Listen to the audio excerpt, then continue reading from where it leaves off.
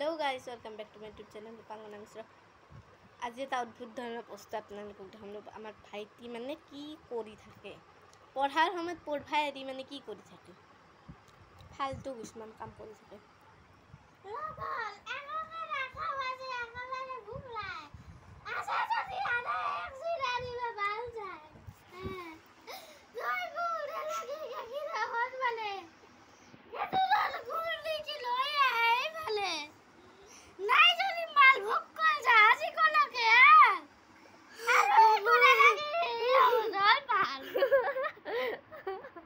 দেখছে না গাইস কি ফালতুই